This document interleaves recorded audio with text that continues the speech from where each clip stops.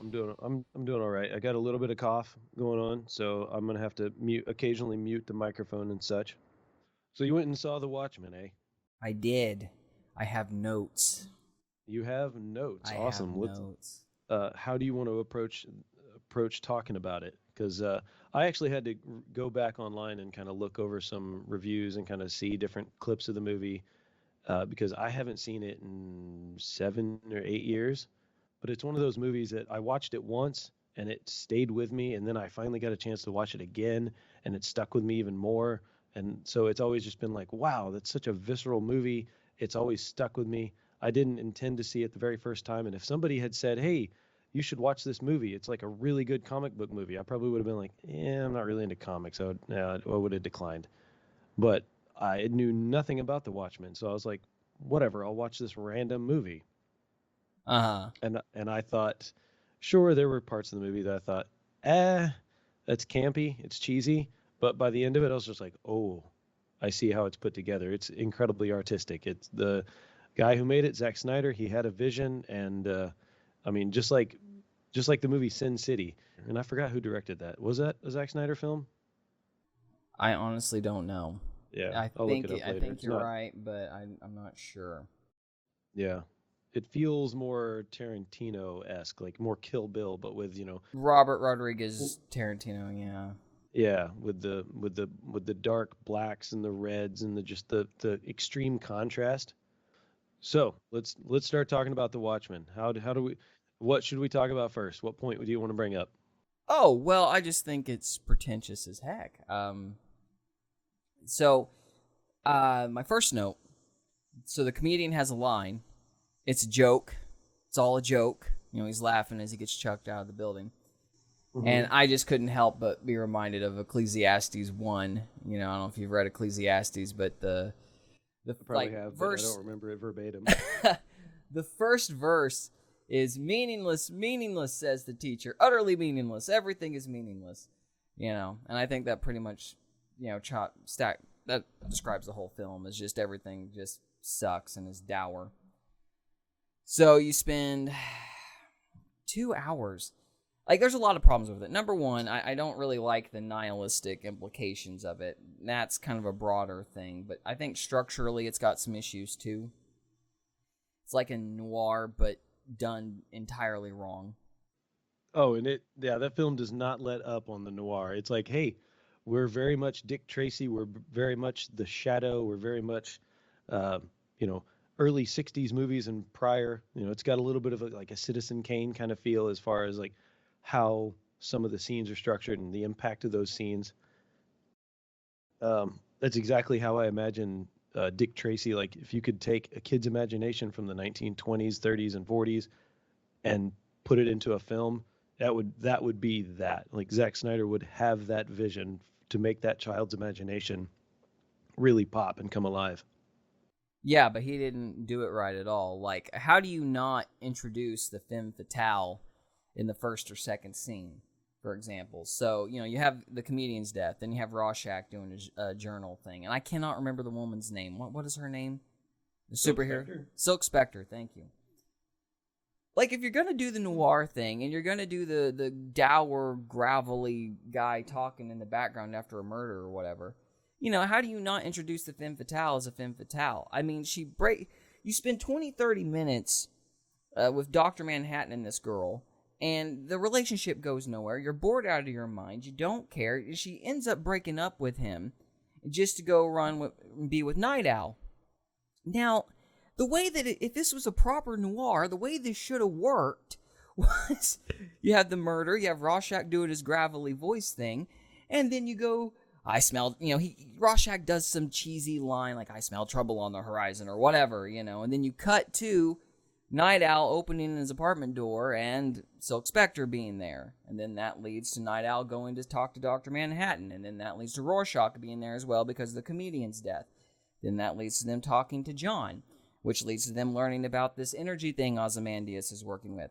So rather than like splitting all these things up into these like bizarre, unconnected components, you make each event build on top of the other and you trickle information along the way. And that keeps you from having to spend a gratuitous amount of time on something that isn't going to go anywhere, because John and Silk Spectre's relationship doesn't really go anywhere until she figures out that the comedians are dad, and then that warps his perspective for reasons. And, you know, that's fine, but you're not invested in that relationship from the beginning, because as a viewer, you already know that she's going to end up with Night Owl. Because it's Patrick Wilson. He's an A-list actor. You know she's ending up with Patrick Wilson. So why invest a dramatic amount of time in that relationship if the only payoff you're going to get is that comedian revelation or whatever, which was really obvious anyway? To counteract that, it was not obvious to me at the beginning of the movie anyway, because I still don't go into a movie looking at the characters and thinking, oh, okay, this is a fairly decently attractive woman. She's probably going to be attracted to the fairly decently attractive man in the movie.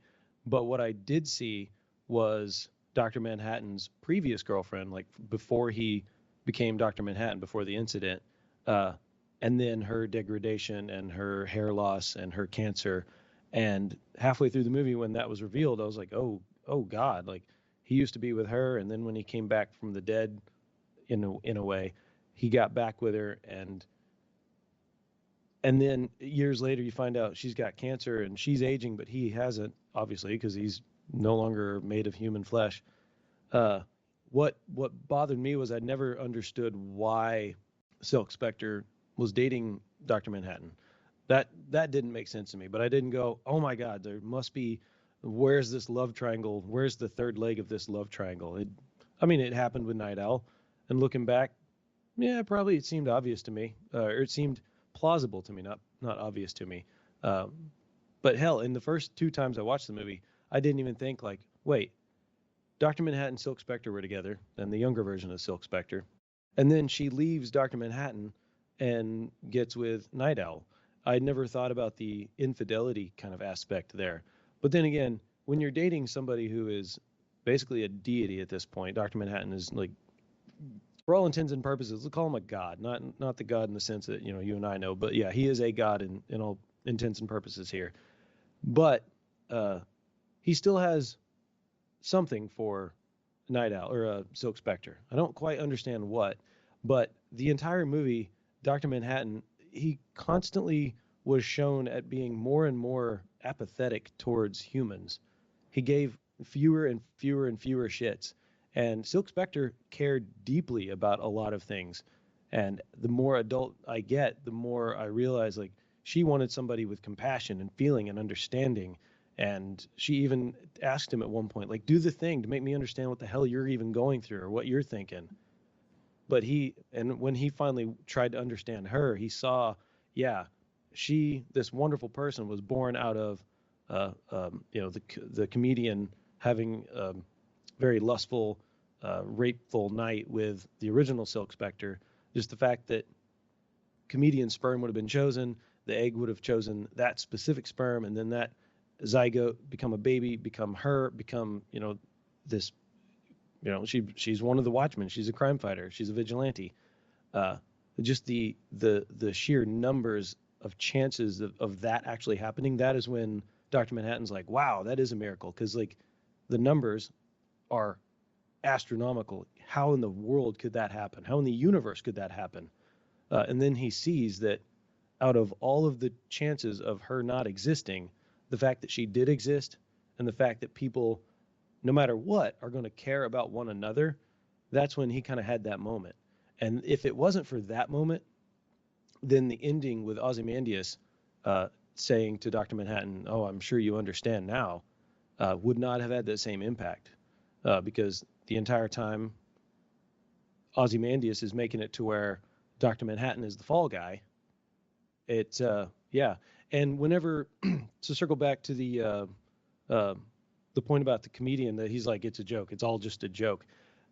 I always thought the comedian was referencing like in the opening, what's it called? Montage of the classic superheroes of the early 50s or late 40s, whatever. The entire Watchmen, they were harbingers of hope. They brought forth like, yeah, they fought crime and they gave people like, yes, like finally people are fighting for us.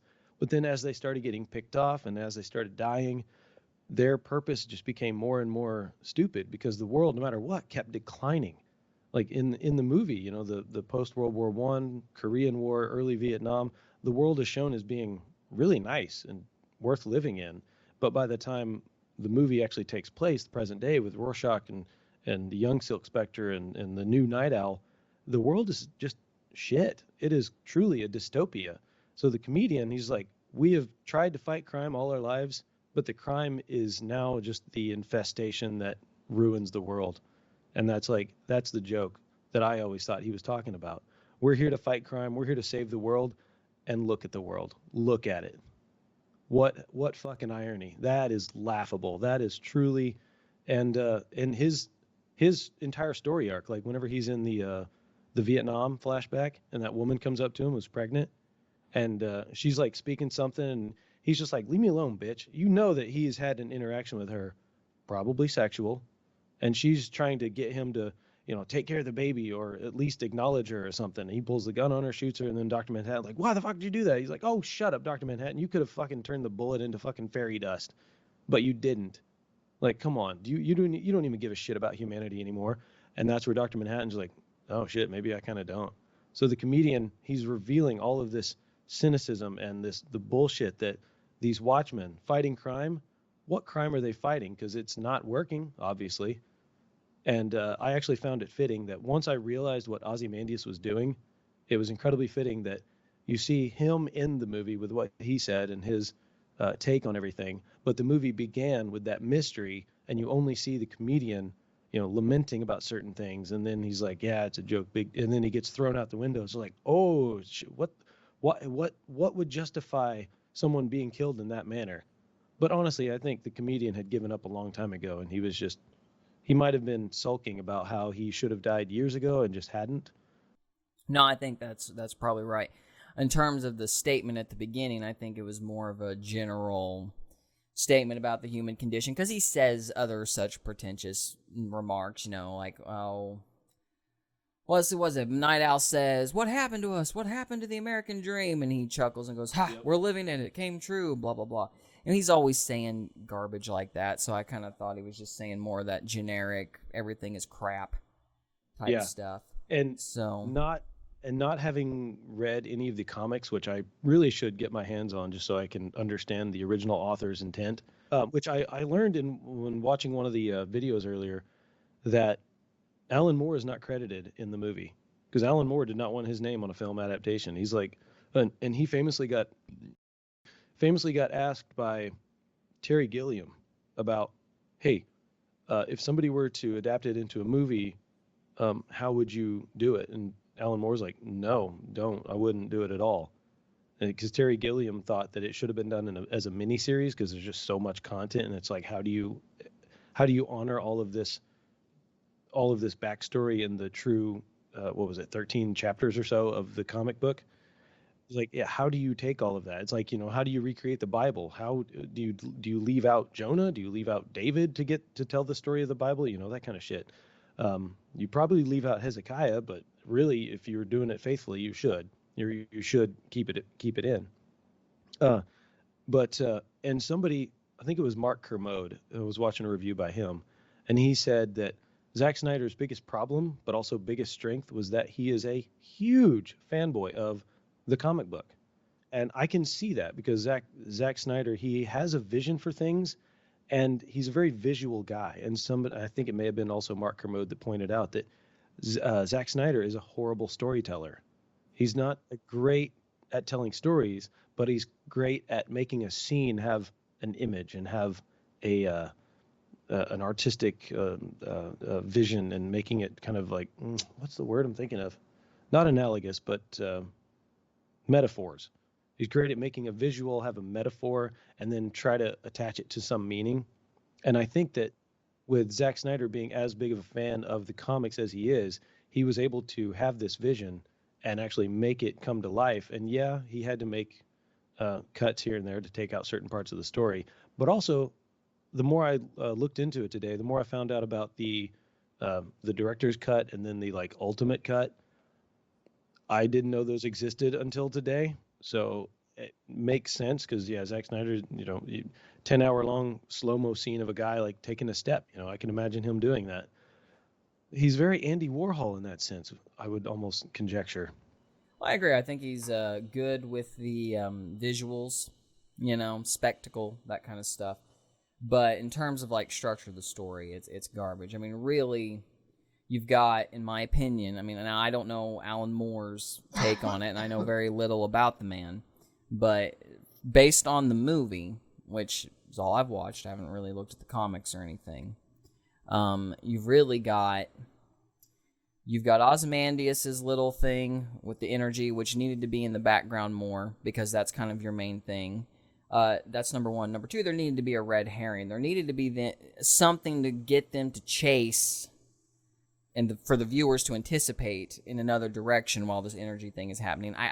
Maybe I'm wrong, but I didn't detect a red herring for the heroes to go after. And that's typical in a noir, is you have like a red herring or something.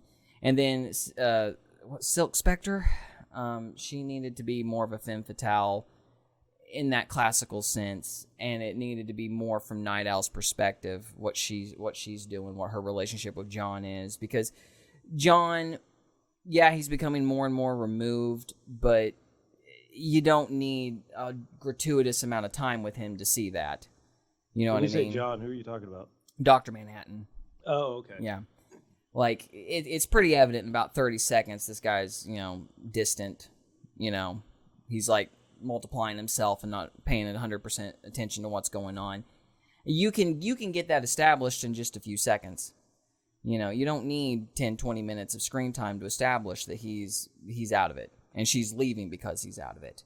So you don't need all that build-up for that relationship. And so it really needed to focus more on Night Owl and Rorschach. You needed to narrow your POVs down, and you needed to build a red herring, treat Scarlet Spectre like a femme fatale, and then do more references to this energy source that Ozymandias and John are working on.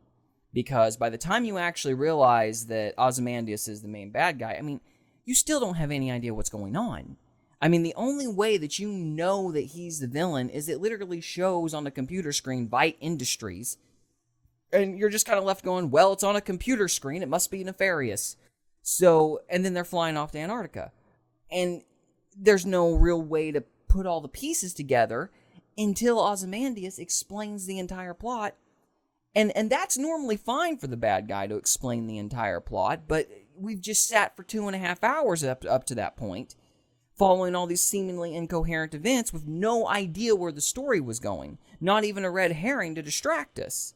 The way that Snyder structured it was you had a bunch of, like, I think it was Trey Parker that said this from South Park. You had a bunch of and then type of events, rather than this happens, and because this happens, then this thing happens, and so on and so forth.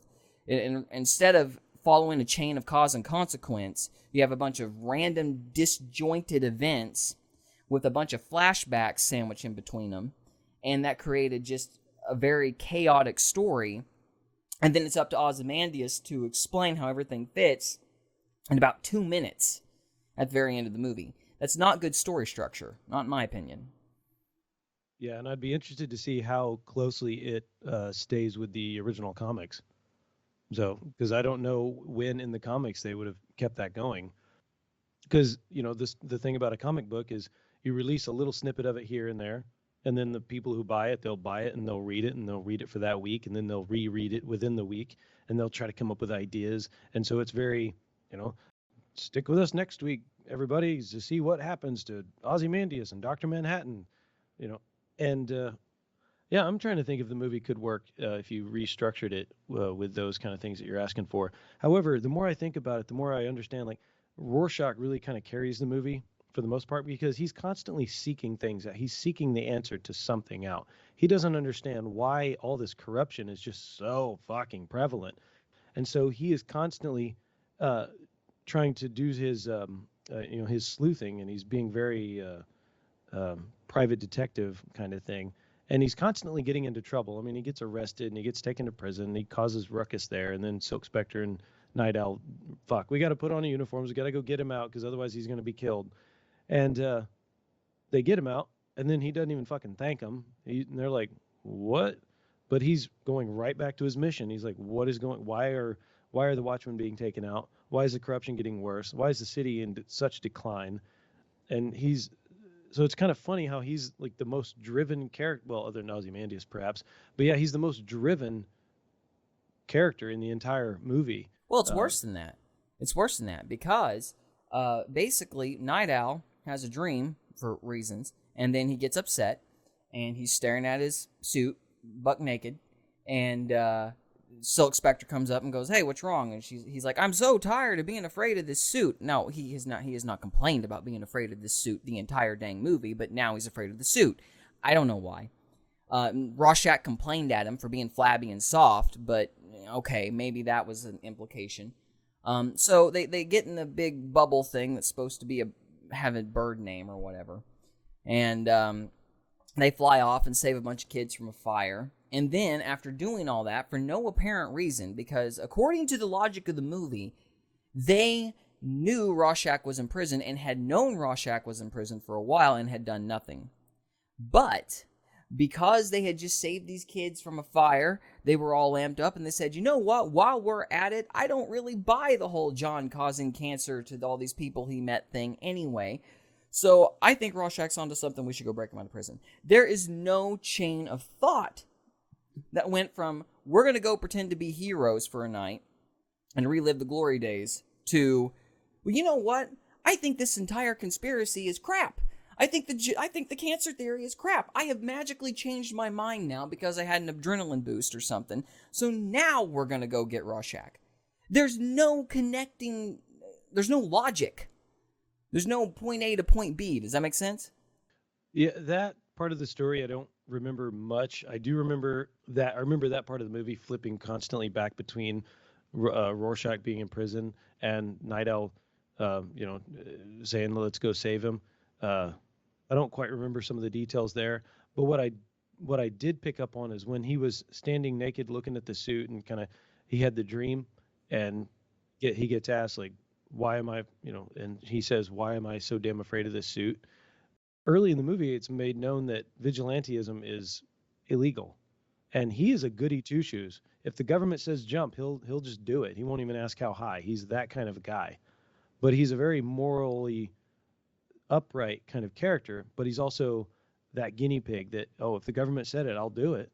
If the government said don't do it, I won't do it.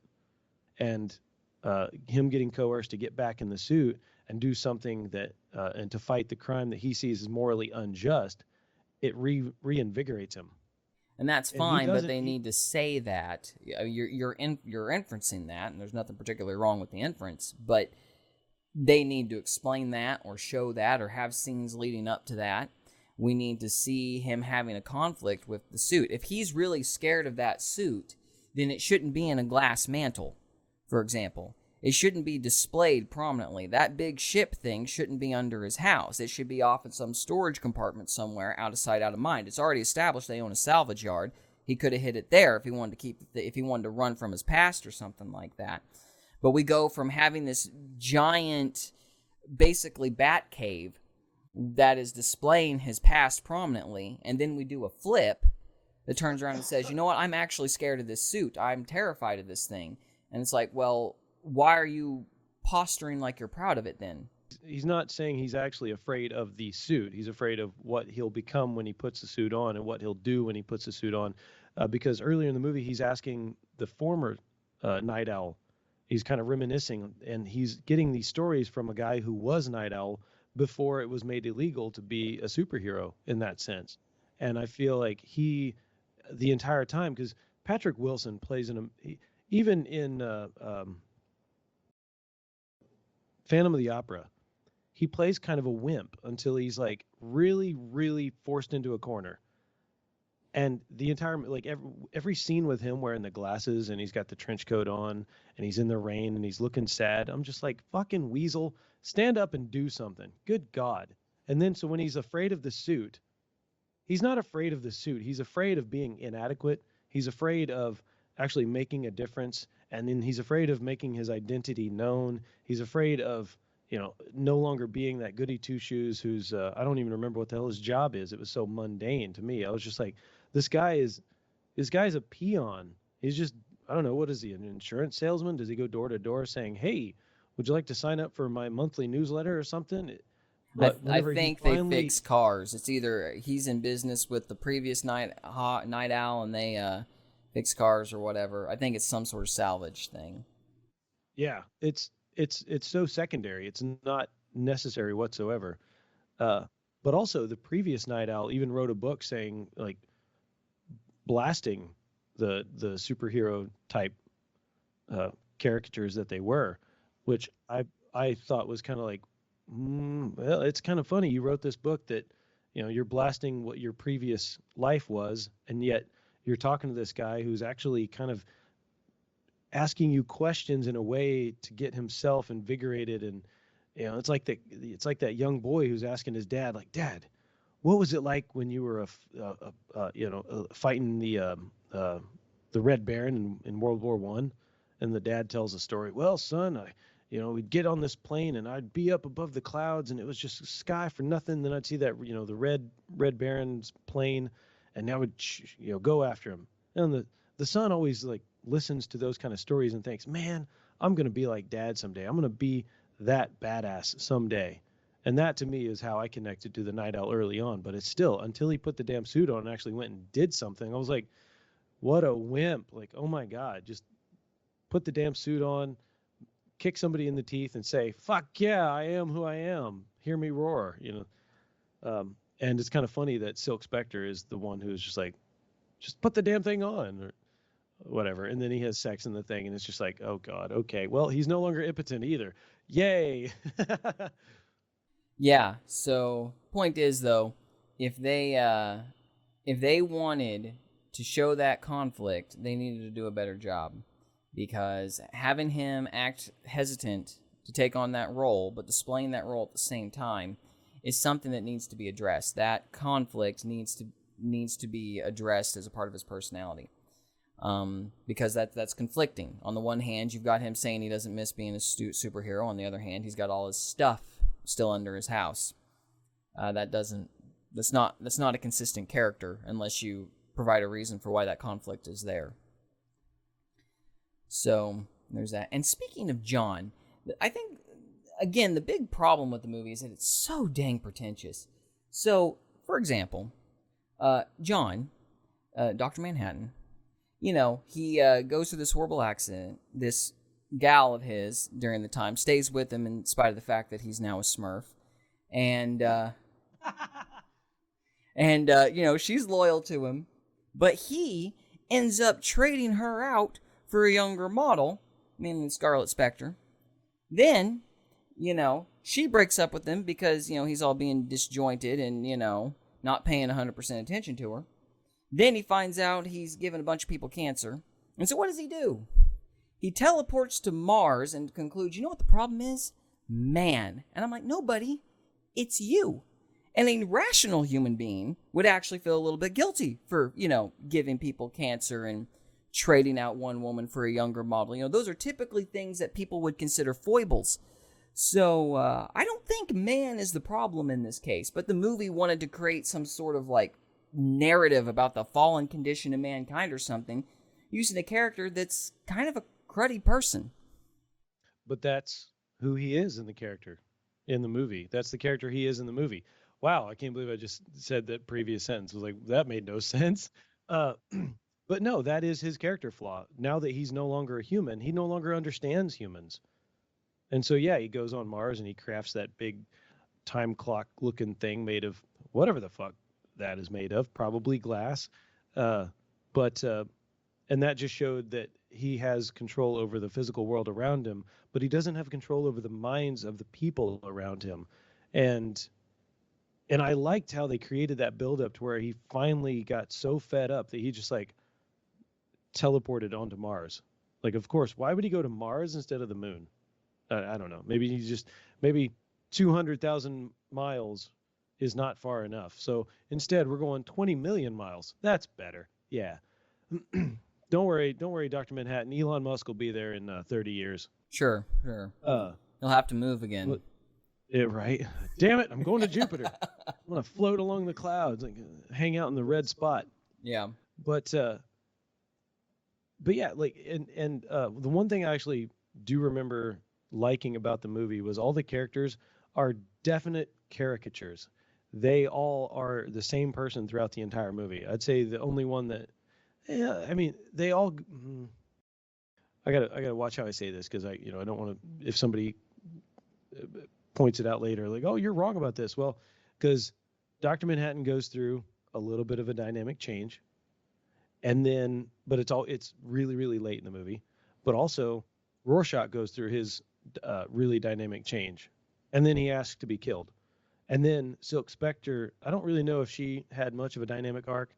She probably I did. would argue that Rorschach doesn't change, and that's the point of his character.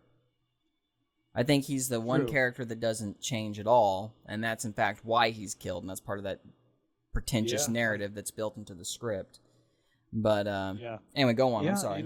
And he very well could be at the point where he doesn't want to change. He understands it now, but he's just like, fuck, my life's purpose is gone. It's been ripped out from under me. Okay. Oh, I would disagree with that. I would say you don't compromise. You don't lie. Yeah. It has nothing to do with the outcome of your decision. You don't lie because it's wrong. You don't keep secrets from people because the secrets are wrong. You don't compromise your values. You don't care about the consequences. If you can help it, you do not compromise. You don't do what's wrong in the name of a greater good. You never compromise. You can argue about whether or not that's right or wrong, but that seems to be his position. Yeah. No, he never compromises the entire movie on his own. Because I remember the moment when he asked to be killed, I didn't know if he had made a realization or if he just realized that, he wasn't going to be a part of the world anymore. So I like your take on that. Now I need to watch the movie again just to like really kind of listen and watch for that. But it was, I will say, the cry of terror that Night Owl gave right whenever Rorschach was disassembled, as it were, I thought was a little cheesy. It was as cheesy to me as the Darth Vader saying no at the end of the third Star Wars. I don't know. Fair. That's fair. But I don't know what else you would do. When we were in stage, I might have done the same thing. Like, no. And it's one of the only points in the movie where Zack Snyder didn't go slow-mo. He didn't zoom in on Patrick Wilson's Night Owl's face and go and let him do the no, but then like make it super low pitch and make it happen really super slowly. So, but also he could have done that with Rorschach being evaporated. Could have made that happen super slow-mo. You see Rorschach just turn into this gelatinous ball that just like gets flung outward from the center by some unseen force. But now here's the interesting question, going back to Dr. Manhattan as far as character arcs go. What I can't figure out, and I think this might be the thing that determines whether or not this really is a good or crappy movie. Now, it's an interesting movie, if I might digress for a minute. It's an interesting movie because I have 3 movies that I've hated more than any other movie in my entire life. And this is in the top 3. One is Cloverfield. That's like the worst movie of all time I've ever seen. I don't know. Multiverse of Madness is up there. I mean, like, from an enjoyability standpoint, it wasn't that bad. But from like a logistics standpoint, it's comfortably the worst movie I've ever seen. Mahler came out with his little review yesterday. Like an idiot, I watched it, all 6 hours of it. It was crazy. But logistically, it's one of the worst movies I've ever seen. But from an enjoyment, Cloverfield? No, I'm talking about Multiverse of Madness. Now, okay. From an enjoyment standpoint, Cloverfield's the worst movie I've ever seen. Like I absolutely despised that movie. I haven't seen it. So now I've got an opinion going into it though. Yeah. And then Benjamin Button. Curious Case of Benjamin Button and Watchmen are kind of competing for second and third in my mind. And the problem with the Watchmen is it is so insufferably boring to me. But from a plot hole standpoint, I don't know that there's that many. You really have to think about a potential plot hole. Like The structure of it's really bad, in terms of like stream of consciousness, like the way the story is put together, the smoothness of the story, the pacing, all that is really bad. The plot holes, I can only really think of one, but there aren't that many. There's inconsistencies in characters and stuff. It's not really the same thing as a plot hole, though. But anyway, the thing that makes it so unenjoyable to me is really the pretentious nature of it. Now, you have this dour, everything is crap theme up until the point that Silk Spectre, I keep wanting to call her Scarlet Witch, Silk Spectre, she realizes the comedian's her dad, and that impresses Dr. Manhattan. And you get this brief implication that Dr. Manhattan has been wrong this entire time. And you seem to kind of have this heroes get the second wind moment in the story. And you even have a smiley face on Mars for reasons. Doesn't make any sense, but it's a great visual. Anyway, and then they go to Ozymandias, and then Ozymandias kills 15 million people, and he says, look, the Russians and the Americans are uniting because they blame you. And John's like, you're right. And that just seemed to me to completely undermine everything that we just went through in the Mars scene. Because now he's starting to recognize the beauty of life, but now we're going to start trading out lives in the name of a fake peace, essentially. And I thought that really ruined the movie and the message it was going for, supposedly. And it looks like this dour opinion of mankind really seemed to be the truth of the movie after all. I actually agree with damn near everything you just said, except that it ruins the movie, because to me that movie is just very art house. It's very, hey, watch Zack Snyder being Zack Snyder featuring Zack Snyder. I mean, and yeah, it's like, again, every time you talk about the plot holes, I want to know the source material. And like, God, I wish I had the comic book next to me and I could be like, well, on page 14 here, when Dr. Manhattan says this, in the comics, this then happens, but in the movie, it just jumps to this. So, because I think that, yeah, Zack Snyder not being the most fantastic storyteller of all time does play against him in this movie, because the one thing about your point about the movie being pretentious, there damn near every character, every non-Watchmen character in this movie, like all the world leaders, especially the Nixon character, they're all daft. They're all very one-dimensional, and you just, as soon as you see them at the beginning of the movie, you see like their first words, their first action, you just kind of know like, oh, this is exactly how that guy's going to act, and then they act exactly that way. So at least that forms a basis of, okay, the Watchmen, we understand who they are, we see what they go through, and they're still just stuck in this world that is unchanging. It is dire. Everything sucks. It is the apocalypse in a way. Mm-hmm. And the world is on its last straw, and it's about to be broken, and the camel's gonna fall or whatever. But you see all these fucking idiots dealing with everything that's going on in the world, and the Watchmen are seemingly the only ones who actually give a shit. But they're all also occupied with, Rorschach's trying to figure out who killed the comedian and why the Watchmen are being killed, and Night Owl's fucking being a pansy and be like, I'm afraid of wearing the suit and becoming a superhero and actually making a difference. Yeah, you pansy. And then Silk Spectre's like, but my mom was a really great woman.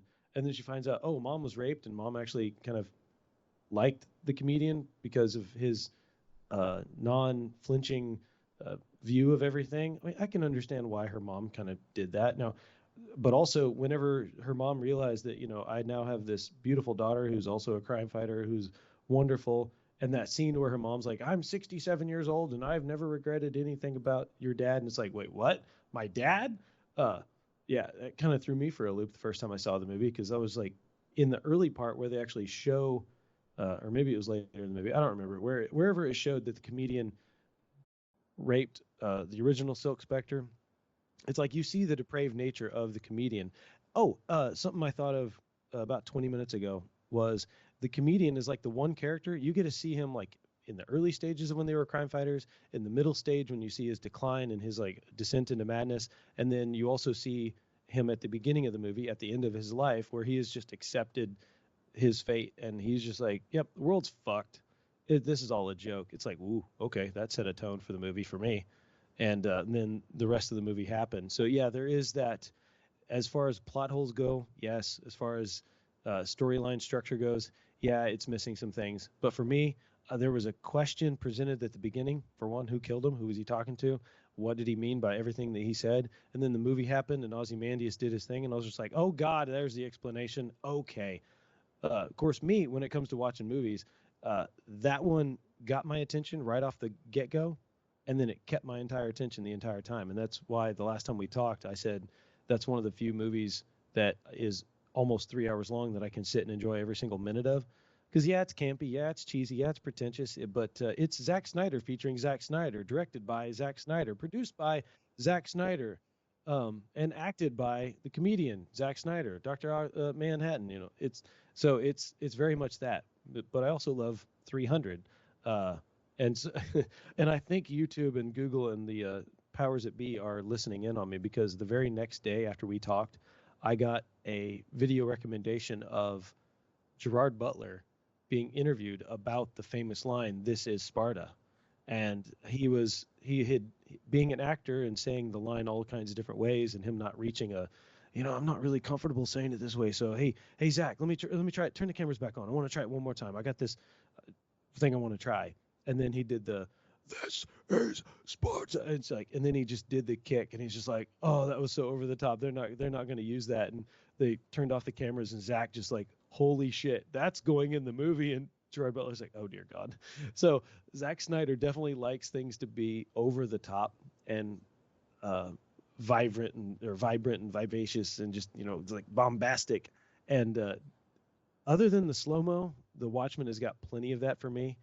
Uh, but yeah, it's so when you say, "Oh, it's just so pretentious," it's like, yeah, but I'm smiling because I still like that aspect of how he makes movies. Uh-huh. All right, well, let's talk about the end of the film. You said that you liked Ozymandias's tactic, and the way you worded it last time was something to the effect of he actually did something about the condition of the world, like he actually took a permanent solution or something like that. So, explain your view of Ozymandias to me, if you would, please. So Ozymandias sets it up to where he ultimately makes Dr. Manhattan the fall guy. So everything that Ozymandias does in the movie, all of the incredible horrific thing like the cancer causing things earlier, like the one girl who came out with cancer that Dr. Manhattan supposedly did, and then he like fucked right off to Mars. Um, they show that Ozymandias had planted some of those things to make Dr. Manhattan seem like a very hazardous guy to be around because he's no longer human flesh. He's now made of radiation, or he's very toxic to people. Just by being in the same room as him, you're going to come down with something that will end your life. And then the unchecked power that Dr. Manhattan has. He's no longer flesh. He's basically a god. He can do anything he wants on any whim. I mean, he took out Vietnam in the movie. He's aided so many different countries win wars. And at what point will he go, you know what, the world's no longer worth it, and then just kill the world? And during that entire time, how the being the middle of the Cold War when the movie takes place, Russia and America and China and all the different countries are still at war with each other. Oh, and somebody I watched earlier had even pointed out that the war room scenes with Nixon Yeah, which, as an are, aside, that yeah, makeup is absolutely yeah, atrocious. I mean, if you're gonna do a fake nose, it really helps if I don't see the latex line. That would be fantastic. So, it just not complimenting the makeup. But anyway, sorry, go yeah, on. no, yeah, and he's and that actor, God forgive him, but yeah, he's definitely doing the wobbly cheek kind of action, and yeah, is easily the worst makeup in the entire movie. Hell, even the comedian in the beginning when he's all his face is all loose and wrinkled and flabby, looked better than Nixon. But then again, Nixon's got the better lighting. But to go back to what I was saying, Nixon and the world leaders and their bickering and all that shit, it's made to be reminiscent of Doctor Strangelove and how I love to accept the bomb or whatever. And I have not seen that movie, so I didn't quite pick up that reference until someone earlier had pointed it out, and I'm like, oh yeah.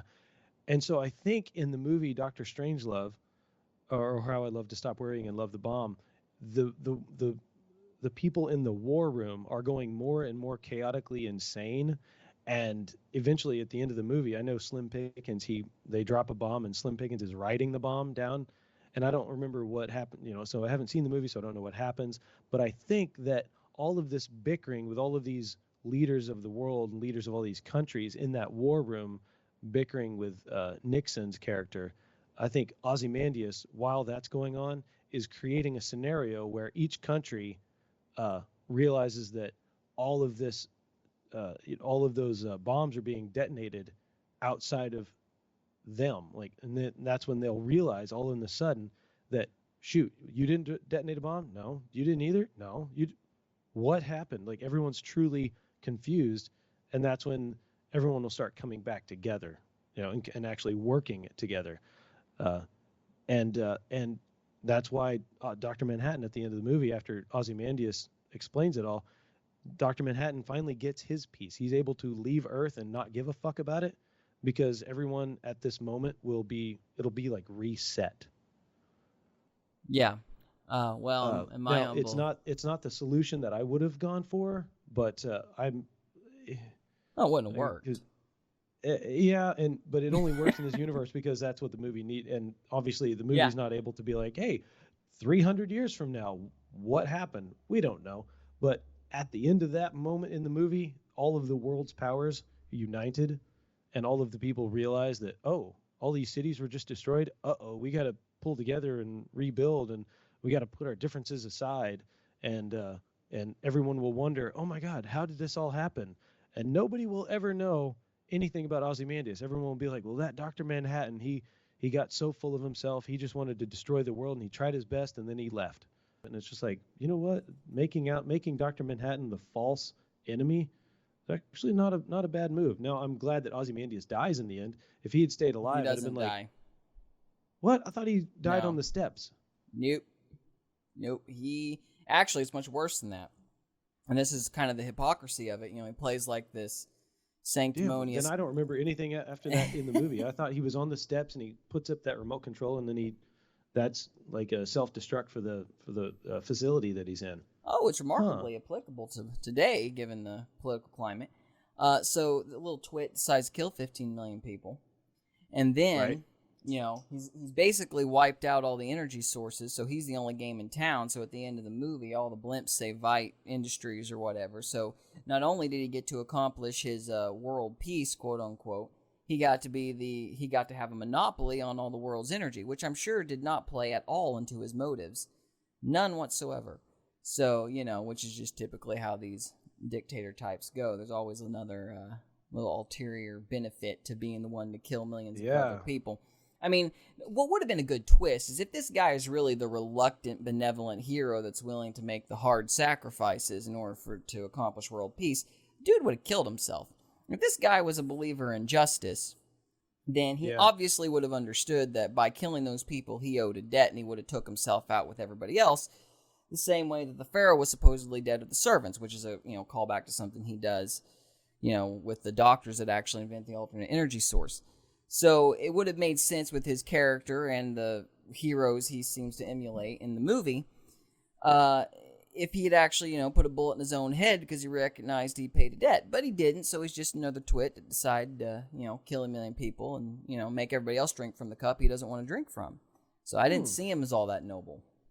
And for another thing, he is not, if I may be pretentious myself, he is not nearly cynical enough about human nature. What would have happened is everybody went, oh my gosh, Dr. Manhattan blew up all these cities. He must be working for the Russians now. Or they would have found somebody else to blame and associated Dr. Manhattan with them. Or they would have argued about how best to take Dr. Manhattan, then killed each other before Dr. Manhattan ever came back to planet Earth. So, it's not nearly Yeah. cynical enough about people. Yep. And that's how it would have happened in the reality, like the real world, like that you and I are in right now. But in the stylized world of Zack Snyder featuring Zack Snyder, yeah, it's stylized for that purpose. And There's just something about his style that, man, I don't know. I just really like it. And it might be the darkness of it, because that's one of the reasons I love the Godfather movies, because they really leaned into the darkness of certain scenes and like the inadequate lighting. And Gordon Willis, who was the cinematographer for those movies, was frequently known as the Prince of Darkness, because they would shoot a film, or shoot a couple of scenes, send off the film rolls to be developed, and the studio damn near almost wanted to throw them out. It's like, these are too dark. What are we gonna fucking do with these? And Coppola's like, nope, print them. And then they printed them, and then they edited them together, and it's just like, oh damn. And funny enough, so whenever Francis Ford Coppola made Apocalypse Now, he shot the entire movie using an Italian cinematographer that barely spoke any English. And the entirety of the movie, the entire time they were in the Philippines filming it, they saw none of the footage. So they shot for 240 some days, which is like it was over a year and a half, because they had to take a massive break because the sets got destroyed by a tsunami and some other shit, or a monsoon, whichever. And so, but they shot the entire movie. It was one of the most expensive at the time film shoots, and they shot more film than, I still think to this day, more than any other film. And then once they got it all back to the States, they processed it, and then they started editing it and so they never went back and did any reshoots. It was nuts, but that's how Coppola worked. I mean, he was insane. He was dedicated to the craft, and it would be interesting to see what I actually may search for Zack Snyder being interviewed on what he thought of Francis Ford Coppola and those movie directors from like the 70s and late 60s, because there's definitely some, I would say there's some Hitchcockian to Zack Snyder. It's almost as if Hitchcock had a baby with Andy Warhol, and Zack is what happened from that. I'm trying to think of what other movie directors may have influenced him. I don't know, But thank you for reminding me about the ending, because yeah, after Ozymandias, I remember him dying on the steps. So that was yeah. But like I said, it's been 7 or 8 years since I last saw it, yeah. and I think what happened after that was such kind of a flippant scene before the credits rolled that it didn't register, because I think I watched the movie and I had my resolution, and I was just content to kind of check out at that moment. And that's why my memory of the ending is non-existent, really. Well, you'd been a trooper up to that point. You've been sitting there for 2.5 hours. Movie was over. It's time to check out. Yeah. That's why you need to make a shorter film. But he did it so well. He got my attention. Uh-huh. Now, man, yeah, I got to see it here soon so I can like comment about it in the future. But did you see the most recent Batman movie? I did. So we can talk about that one in the future. We'll not say anything about it right now, so it doesn't, we don't get any ideas beforehand. You want to do that one next week? Possibly. All right. Yeah, I actually, I'll say, without saying more, I'll say I like that one. I did like that movie. Yep. So any last things you want to talk about with The Watchmen? Yeah. I think the crux of the matter, whether it's actually a cruddy movie or not, is what was the movie intentionally trying to say? Now, we've established that within the world, that was the logic that the characters went with. But do you think that they were actually trying to make some sort of social commentary about the condition of man, and it would be better to live under live in a peace under false pretenses, or something like? Do you think the movie was trying to say anything deeper? Do you think Alan Moore was trying to say anything deeper? Or do you think it was just, kind of a deconstruction of the superhero genre and say in the spirit of a spaghetti western or something like that? I just thought of this analogy, but I think what happened was Zack Snyder read all of the comics and understood them as best he could, had a vision about the entirety of that.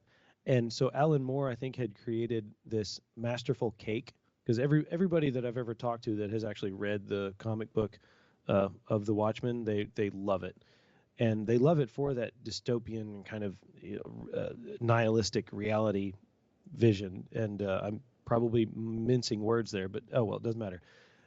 But I think Zack Snyder took that cake and cut out a piece of it and said, "This is like exquisite," and it's just like, yeah, the flavor of that cake is exquisite, but it's not the full cake. You're missing the rest of the cake. You're trying to say this is a cake when it's just a slice of the bigger cake, because And also, like we had touched on last time, who's to know how much of the studio either reined him back or said, "Hey, we want more of this," because I mean, he had already made 300 at that point, so his style of showing, scene to scene progression with, certain character, because 300, nobody remembers 300 for anything except Gerard Butler kicking ass and not wearing a shirt for all of it.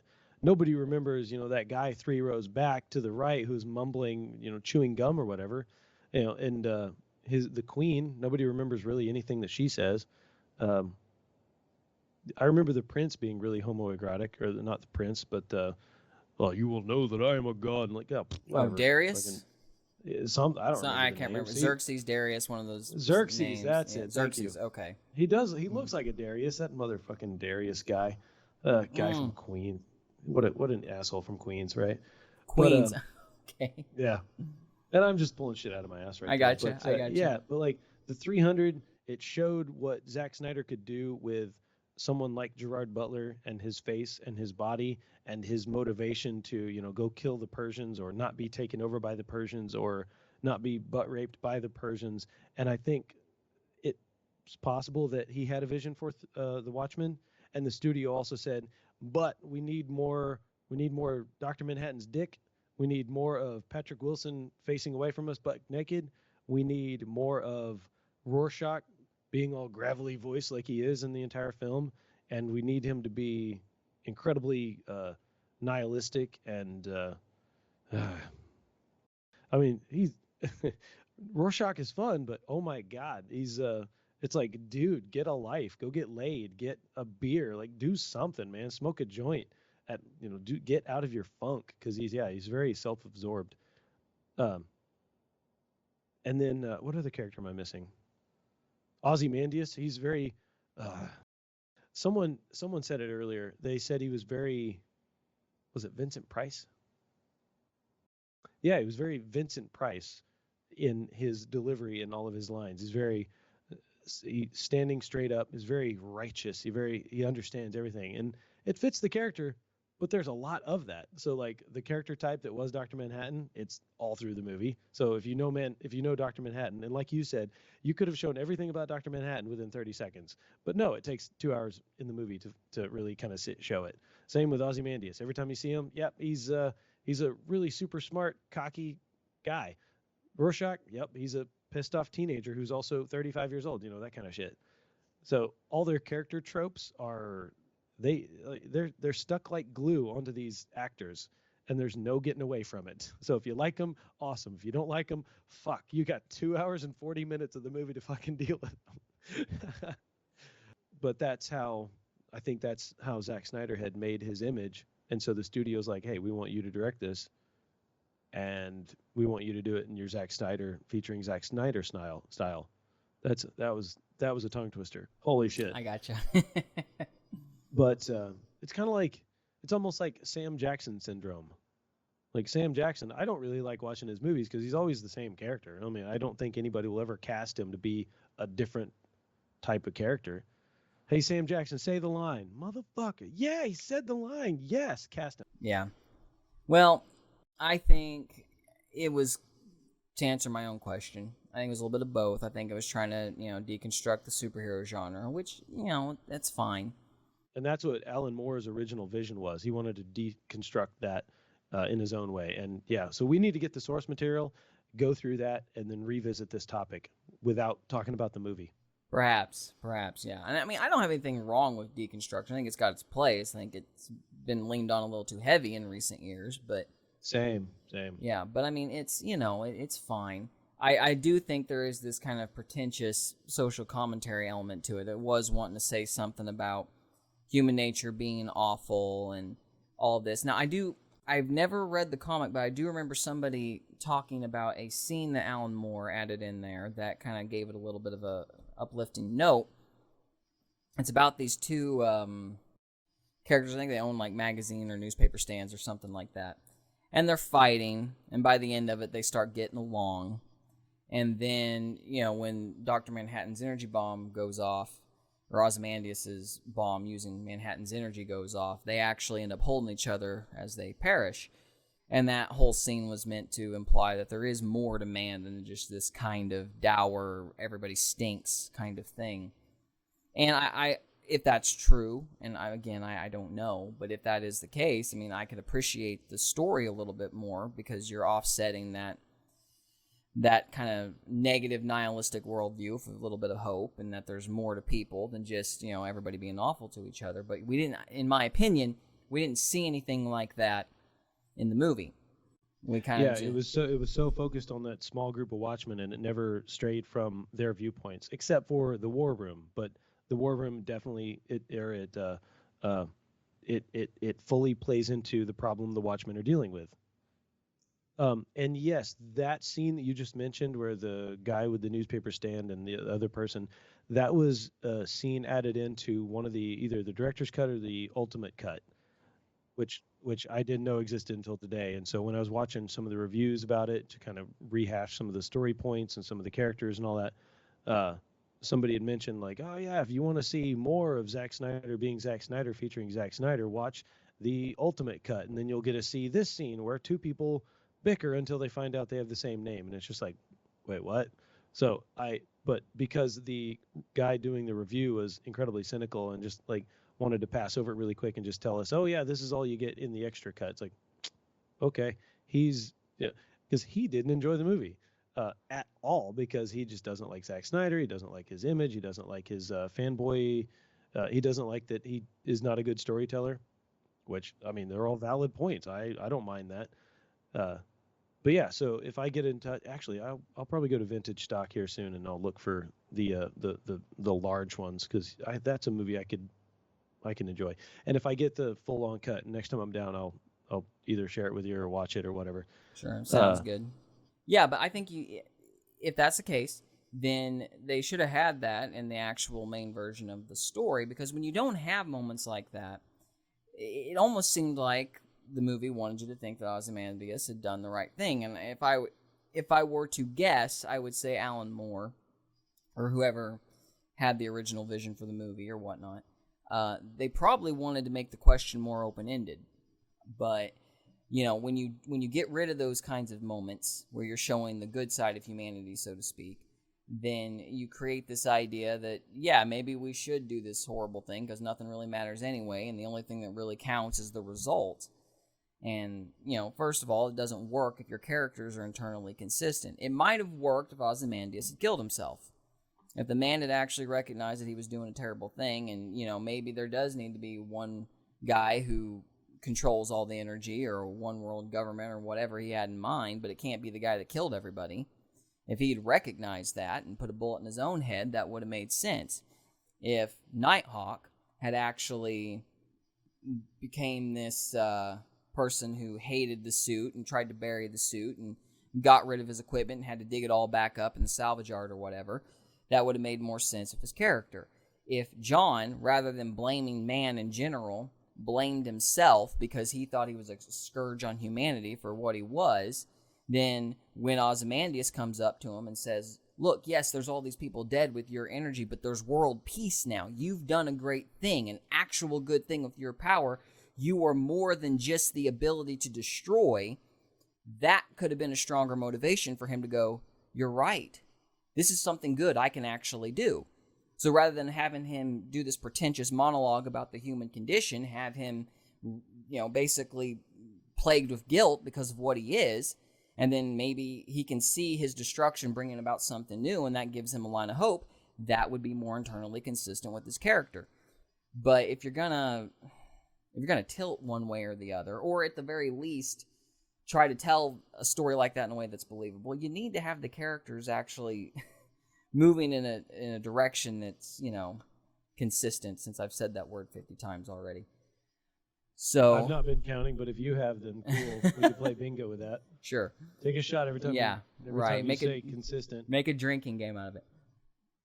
Now, one last point I actually want to touch on, and this is like outside of the story of the movie, outside of the director, outside of all of that. Who do you think was like the best actor in the movie? And of course, to be towards their character. It's close between Rorschach and Patrick Wilson. I like Patrick Wilson in the part. I like the little redheaded guy. I haven't seen him in anything else, but I thought he did a good job as well. And that's the frustrating thing about the movie. There are some plot holes, but there's very, very few, and not enough to really ruin the movie. Like a little plot hole, for example, would be why the heck it's a skyscraper. Like Rorschach goes to see this former superhero villain, and Ozymandias has set him up, and he's got SWAT there. Why the heck did Rorschach run out the front door? I mean, it's a skyscraper. It's got tons of windows. He's got a grappling hook. Or at the very least, there's a back door. Why did he have to run into the middle of the cops? That's a little thing, but that's kind of dumb. You know, he's inventive enough to come up with a flamethrower using hairspray or Pam or whatever it was, but he's not inventive enough to find another way out of the building? That didn't make sense. But it's little things like that, not a big deal. But action scene had to have action. You couldn't have action scene with him going, okay, go through this floor tile and go through this little tunnel and then out the back door. Yeah, so that's just action needed to happen. So that's like, hey, put it in this. Hey, at an hour and 8 minutes, we need to see Rorschach do that thing. Zack Snyder, come on, make him do the thing, you know. And but no, when it comes to the best acting, to me, I really like the comedian in Dr. Manhattan because Billy Crudup, dude, he's one of those actors. Like he's been in a lot of movies, and so you've probably seen him. But he's one of those chameleons. He just does it really well, so you don't focus on like, wow, that's incredible. Yeah. He just fits. I think I really liked him. Wasn't he in The Right? I really liked him in The Right. I don't think I've ever even heard of The Right. It's an Anthony Hopkins movie. It's a exorcism thing. It's pretty good.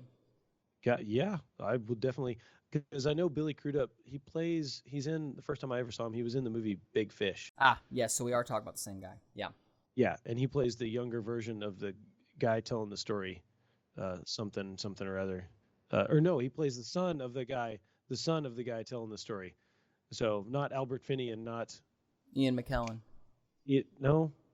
Not Ian McKellen. Ian McGregor. Thank you. That's an embarrassing mistake. but yeah. So Billy Crudup, I learned about him and I learned how good he was, and I was like, damn, he's actually got some skills. And then at the time of the Watchmen being made, the guy Jeffrey Dean Morgan, he was relatively unknown. I'd never heard of him before that, never seen his face before. Oh, he's but great. Now he's been in several things. Right? He's in The Walking Dead. He was in Supernatural. I don't like Supernatural that much, but he's really good in that one. Yeah. And that's the frustrating thing about the show is there weren't really any bad actors. I mean, not that I can remember anyway. I mean, the acting's strong, but you can't save a crappy script, man. Now we've got to discern whether or not Zack Snyder was trying to make his own vision out of the source material, or if he was trying to make the source material work for a movie adaptation. So that I think is still the one question that we have not I have no idea how to even answer that. Yeah, we gotta check the source material. So that's really what it comes down to. But but it's still, the thing is, you're still not a huge Zack Snyder fan. I am. I haven't seen enough of his stuff. Yeah, you can like a movie, but you don't have to like all of his. Here's the thing. I like 300. I'm remarkably forgiving towards Batman v Superman. I'm a little ambivalent about this. Oh gosh, how can I forget the name of that movie? The movie with Henry Cavill as Superman, and which Henry Cavill is the best Superman, but how am I forgetting the name of that movie? Not Man of Steel, was it? Man of Steel, thank you. Yeah, oh. That's a brain fart. No, I mean, I'm ambivalent towards Man of Steel. I'm surprisingly forgiving towards Batman v Superman. I would give it a mid-C as far as like ranking movies go. I mean, he did throw geeks and gamers under the bus, and that was really crappy of him.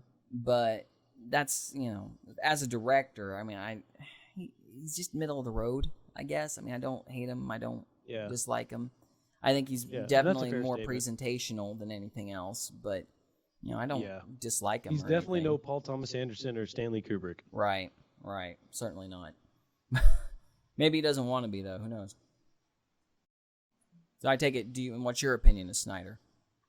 I like him. I've only seen those two movies. I've seen a short film of his on, I think that he posted on YouTube, and I also saw the behind the scenes making of. And Zack Snyder made this short film. I can't remember the name of it, so I'll look it up and I'll send it to you. But he made a short film with like a crew of like four people, and he only used an iPhone. And he also incorporated like his slow mo and his character development. And it's like it focuses around this woman who, you know, goes through hell and then like gets her comeuppance. Uh, I can't think of the name of that. But so he's a capable filmmaker and he understands his equipment. But yeah, I haven't seen enough of him to really say incredibly one way or the other whether or not I really like him, or if I just really like 300 and Watchmen, or if I really like his style all the way through. So like if I could make a comparison, Tim Burton. I've seen damn near all of Tim Burton's films. I am not a fan. I mean, I'll watch them. They're popcorn entertainment. I don't really put a lot of stock into them. I've seen The Corpse Bride a lot. I've seen. I'm not a fan of The Nightmare Before Christmas or the night the You showed yeah me the Nightmare Sleepy Before Christmas. Hollow. That was a pretty good movie. Yeah, that was that I found that one interesting. The Alice in Wonderland, didn't care for that. Uh, did he also make Charlie and the Chocolate Factory? He did. Okay, because I like that one. I just didn't like Alice in Wonderland, which was odd because I think it was the is Charlie and the Chocolate Factory did not have nearly all that much CGI, whereas Alice had an incredible amount of CGI, and I probably checked out, like especially during Johnny Depp's parts where he's like his head is spinning and he's doing all the crazy shit. Oh yeah, Uh, that dance was silly. but I'm trying to think of the early Tim Burton movies because like Edward Scissorhands, that's good. I'll watch it. I mean, it's a kind of stands well on its own. But yeah, other than like Corpse Bride, I can't think of Tim Burton movies that I will gladly watch again. Whereas Zack Snyder movies, the few I know, I'll gladly watch them multiple times. Uh, Currently, my favorite director is Paul Thomas Anderson, and yeah, Magnolia, Punch Drunk Love, There Will Be Blood, The Master, and there's like more of his recent ones I need to watch. But I like his storytelling. I like his attention to detail and consistency. Take a shot through his characters over the course of the movie. Uh, you know what? We just need to have an episode where we talk nothing but movie directors.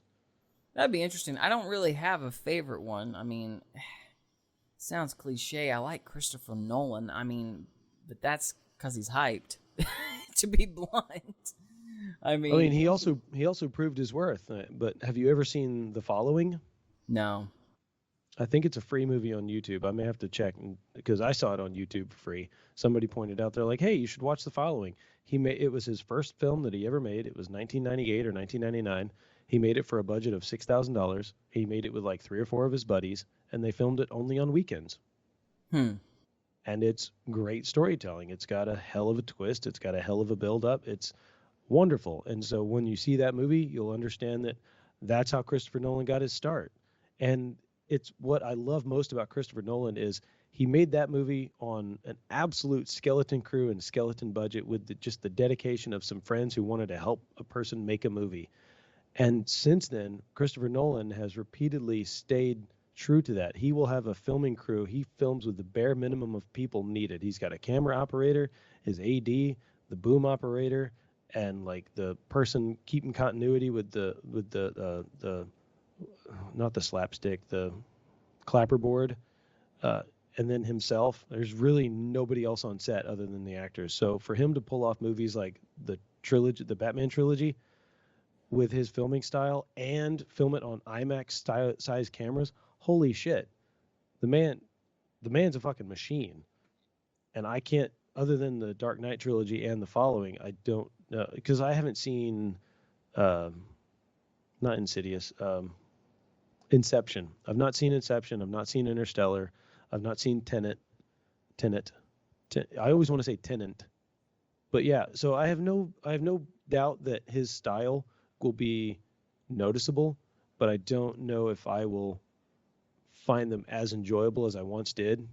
Uh, but I'm looking forward to being surprised, because like I've just heard so many people talk about Interstellar and Inception so much that it's almost like, wow, can you please stop talking about that movie? And they're like, well, haven't you seen it? I'm like, no, I haven't. They're like, oh, it's so great. You should blah blah blah, this scene, that scene. I'm like, now you're ruining it for me. Stop it. Like, let me watch it and let me have my virgin experience, please.